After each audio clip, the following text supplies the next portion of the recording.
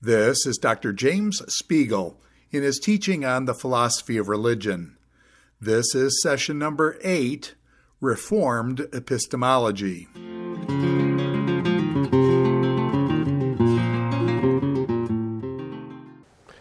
Okay, we've talked a lot about rational justifications for belief in God, arguments for theism. Now we're going to take a look at an approach to the question of the rationality of religious belief that is a bit different and that really constituted a major change of direction in the history of scholarship and philosophy of religion in the 20th century, and that is Reformed Epistemology. The leading proponent of this approach being Alvin Plantinga. So here's a little bit of history leading up to Plantinga. We mentioned in another lecture this school of thought known as logical positivism. It was headed up by people like Moritz Schlick, who must have the ugliest name in the history of philosophy, and other philosophers in what was called the Vienna Circle in the teens back in 1917, 1918 as they got going. Their goal was to bring philosophy back down to earth. There was a lot of highfalutin forms of metaphysical idealism in the 19th century and still advocated by a lot of scholars in the early 20th century. And these philosophers in the Vienna Circle and other scholars like them wanted to bring philosophy down to a more scientifically kind of verifiable, respectable, practical kind of foundation.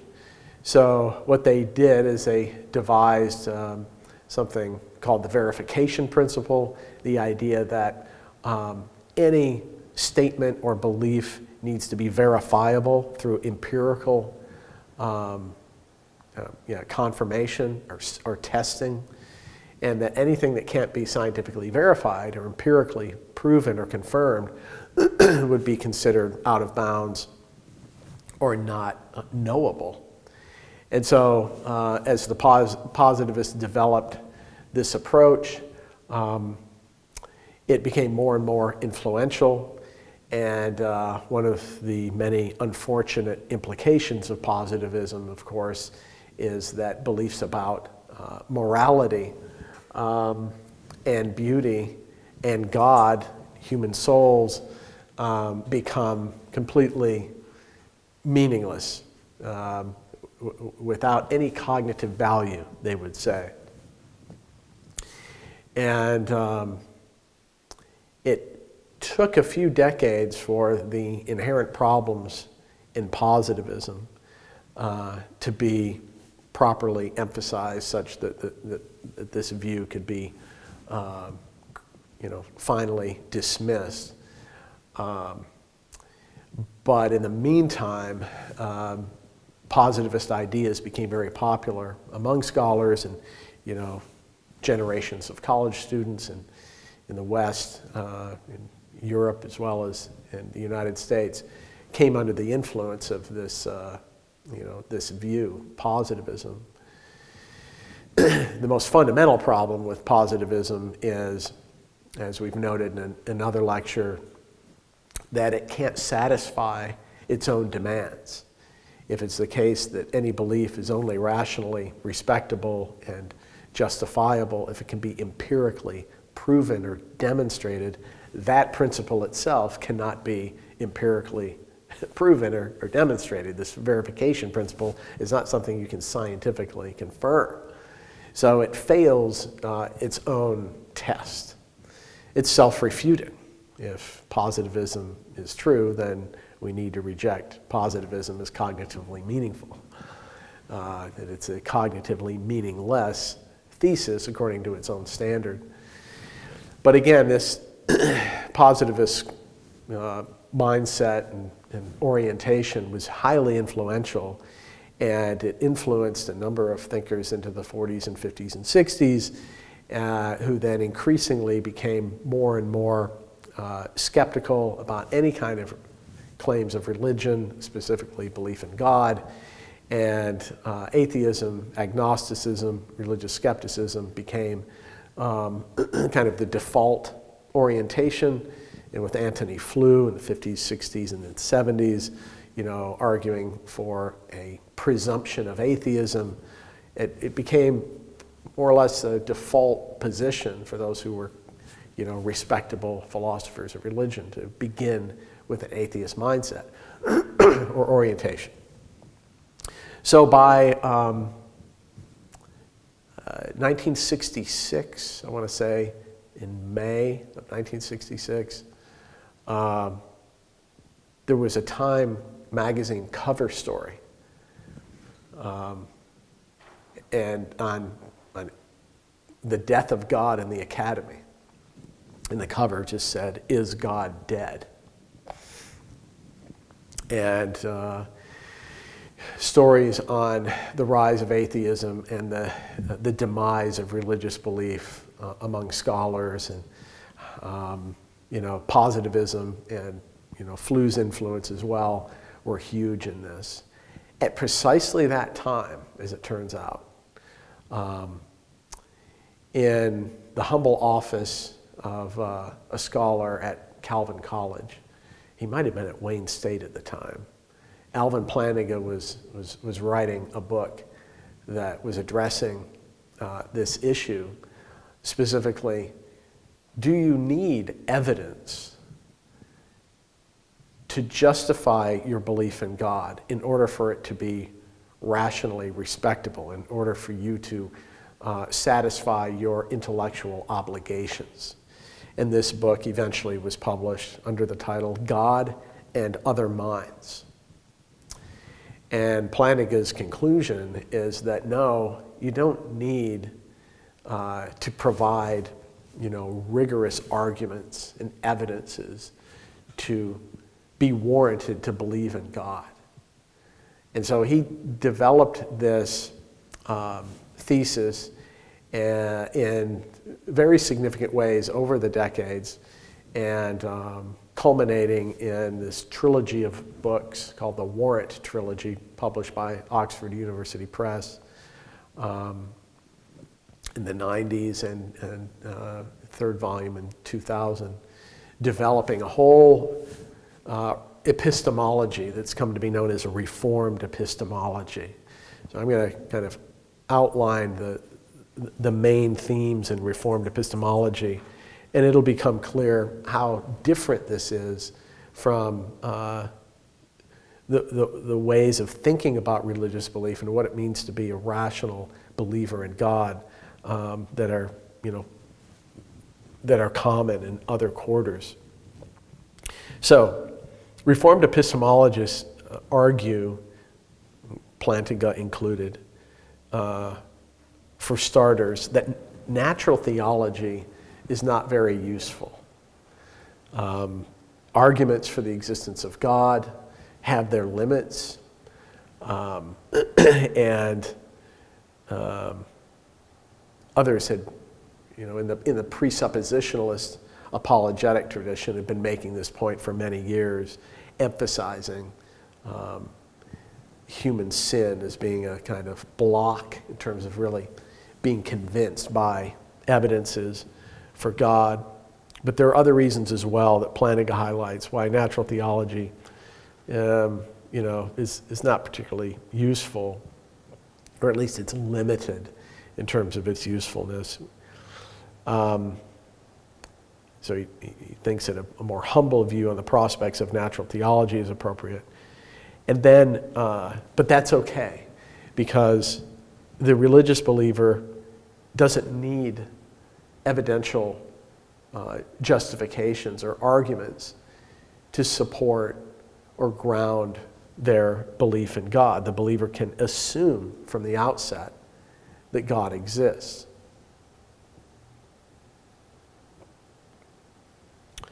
So Alvin Plantinga proposes that belief in God is actually properly basic. And that is a central thesis in his Reformed epistemology, that belief in God is properly basic. And we'll talk more about what he means there. But again, this is kind of terminology that is communicating that we can begin with belief in God. Belief in God is not something that needs to depend upon or be inferred from other beliefs. That belief in God is grounded in experience, certain experiences that we have about the world, and that it's not that belief in God just arises willy-nilly, out of nothing, but no, they're grounded in experiences that we have. The belief in God is warranted by the proper function of our cognitive faculties. It's his claim that when our cognitive faculties are functioning properly, then belief in God will result. But we must experience a certain cognitive redemption to restore proper cognitive function regarding beliefs about God. We need God's help here. But he has provided it initially in what John Calvin calls the sensus divinitatis, or the natural sense or awareness of God. But because of the impacts of sin on the mind, on cognitive function, there is unfortunately a kind of tendency to drift away from theistic belief because of our sin, or at least to have that compromised. So we need special divine help to restore proper cognitive function that might be lost because of our sin. So you can see why this is called Reformed epistemology. You have a very strong emphasis on human sin and the need for God to act upon our minds to bring us into a proper cognitive orientation towards God. So the key and most controversial claim here is this belief that that God, or this idea that belief in God is properly basic. But why should we believe that this is a properly basic belief? A properly basic belief is one that is not accepted on the basis of other beliefs. That's the key idea there with proper basicality of beliefs. It's, again, not that beliefs aren't grounded in something. Our beliefs are grounded, beliefs about God in particular are grounded in experience, but they are not, or at least need not be, grounded or inferred from other beliefs. But Plantinga develops this whole orientation beginning with a critique of classical foundationalism, which is an epistemological theory about knowledge, theory about how a person's noetic structure or system of beliefs works, or how it should work, and how our beliefs should be related to one another in our noetic structure. So classical foundationalism says first that there is a foundation to one's beliefs, and that foundation consists in basic beliefs, those that are not accepted on the basis of other beliefs, and all non-basic beliefs are ultimately justified by the foundational beliefs. So far, this is kind of generic foundationalism, just the idea that that you have basic beliefs that give rise to, or from which we infer other beliefs, that there are certain beliefs that are not based in other beliefs. Any foundationalist would affirm that much. But what makes classical foundationalism is this idea that a properly basic or foundational belief must have one of the following characteristics. It needs to either be self-evident or evident to the senses or otherwise certain or incorrigible, such that there's no way that it could be false. The only appropriately basic beliefs are those that are self-evident, evident to the senses, or incorrigible, logically incorrigible. And that is a high demand when it comes to proper basicality. And that's exactly where Plantinga makes his critique. He rejects that third point, that properly basic beliefs have to have one of those qualities. The problem here is, if we hold this view that properly basic beliefs have to be self-evident or evident to the senses or incorrigible, it's going to rule out all sorts of beliefs. It will fail to account for beliefs that we have that say physical objects endure even when we're not looking at them, that there are minds other than one's own, that the world has existed for more than 5 minutes, as opposed to, having been, created with the appearance of age and memories implanted in us. Even the belief that I had breakfast this morning, memory beliefs. Now, these are very basic beliefs. We all believe these things. You'd be insane if you didn't. But you cannot prove these things with any kind of evidence or argument. You can't demonstrate with finality that these things are true. We do take them to be basic. The point is, they're basic, but they're not inferred from other beliefs. So this is a sign right here, Plantinga points out, that we need to relax our standards for proper basicality. And certainly not insist that they be incorrigible or always evident to the senses or self-evident. That isn't true of any of these things. So that's one major problem with classical foundationalism. Another is that it doesn't meet its own criterion of proper basicality. Here we go with another self-refuting standard. Since classical foundationalism itself and its demands for proper basicality specifically are not self-evident, not evident to the senses, and certainly not logically incorrigible, it fails its own standard, kind of like the verification principle in logical positivism does. So he was not the first to critique classical foundationalism, but he might have been the one who dealt the decisive blow against this particular epistemological theory. So if we reject classical foundationalism, what does that leave us with? Well, that we need to have a much more generous view on what may count as a properly basic belief. And if we're going to allow as properly basic beliefs our beliefs that are basic memory beliefs, as well as our belief that other people have minds, right, which has never been proven. The best arguments for that are woefully bad. Then we're also going to have to include, to be consistent, belief in God.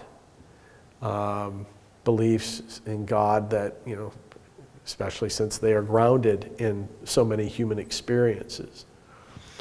So one need not justify one's belief in God with evidence or other beliefs.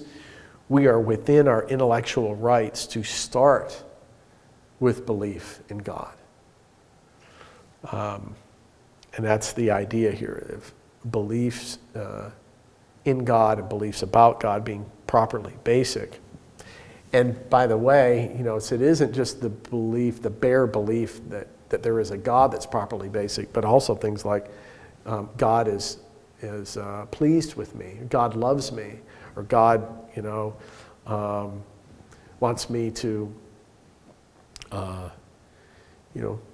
start loving people better, or God is unhappy with some comment I made that was hurtful to someone. Convicting kinds of feelings that God is unhappy or displeased with what I've done. Things like that are properly basic too. It isn't just the bare belief in God.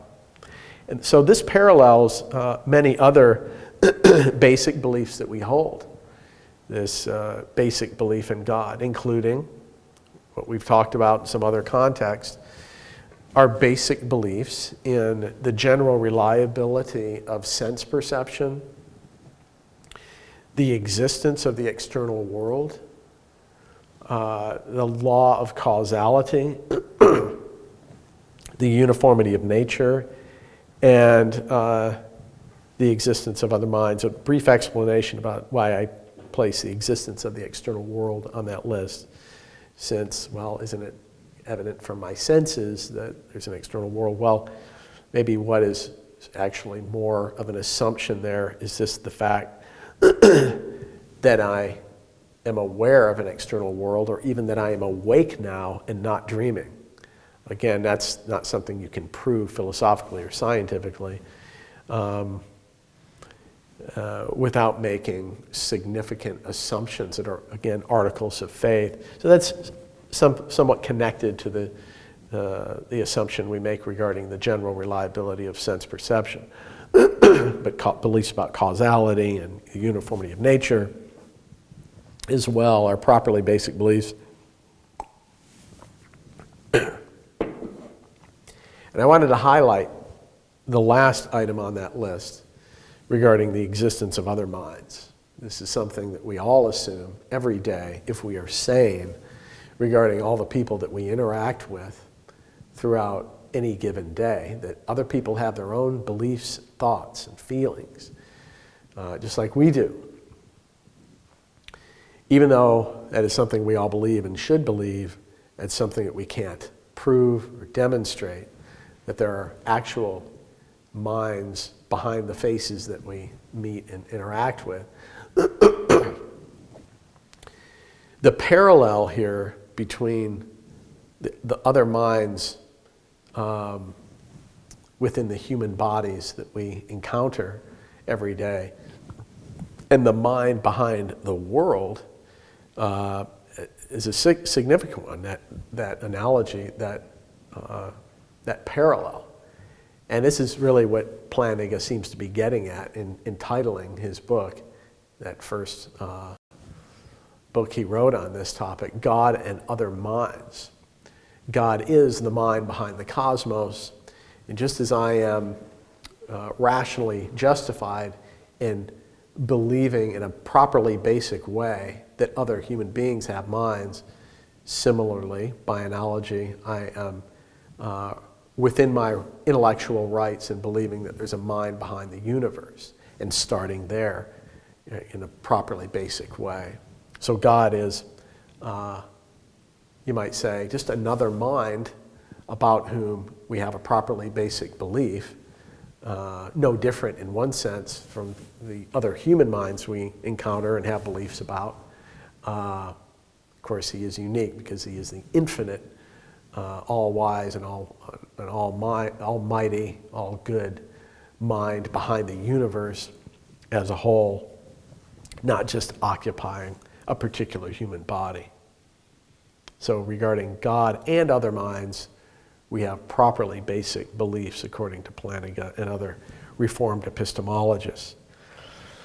So Plantinga has been roundly critiqued for many decades. There's a lot of resistance to his ideas here, as you can imagine, particularly when he began to, first propose this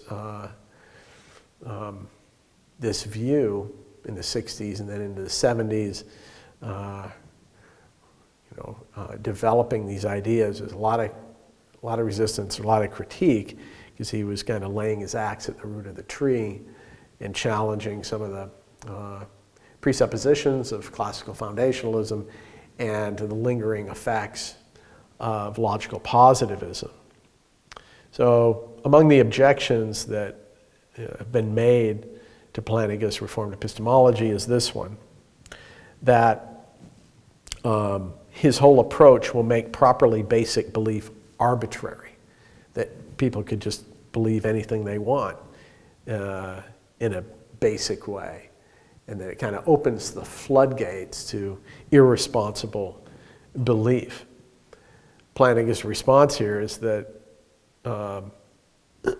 it might be very difficult to establish a criterion for proper basicality, but really the onus is not on him, right, to provide that, because nobody else has been able to provide it any better. So why should he have the burden of proof of providing it just because he has identified the problems with classical foundationalism? He certainly invite the development of some good criteria there, but just because it's difficult to establish it doesn't mean that, well, that means anything goes in terms of the proper basicality of beliefs. And then this other objection, the so-called Great Pumpkin objection, that's the illustration that Plantinga uses. If belief in God is properly basic, then why not believe in such wacky things as the Great Pumpkin? That, right? It's a reference to the Peanuts cartoon. That there's, this great pumpkin figure that comes and bestows, I don't know what, gifts on little girls and boys. I don't even know if I understand that that whole cartoon mythology there, but that is just an example of a wacky belief.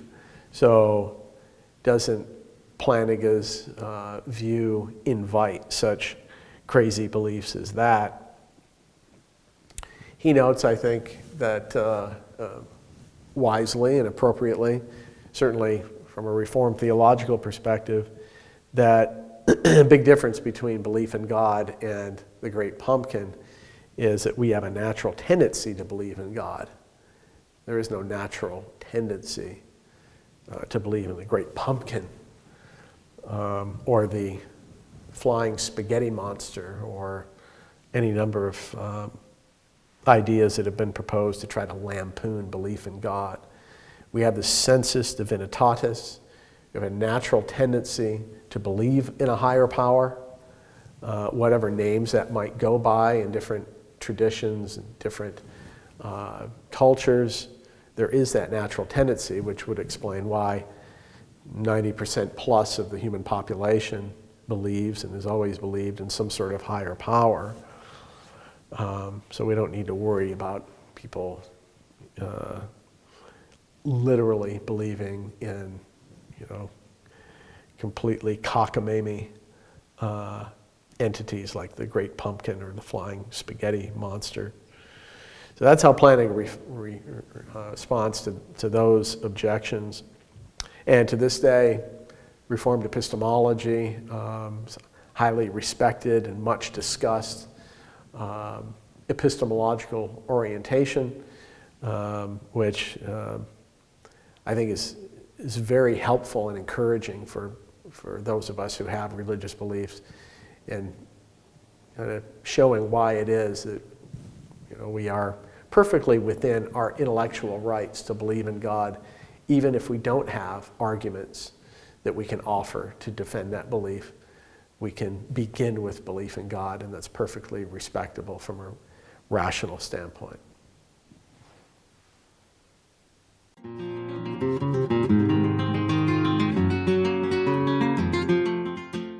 This is Dr. James Spiegel in his teaching on the philosophy of religion. This is session number 8, Reformed Epistemology.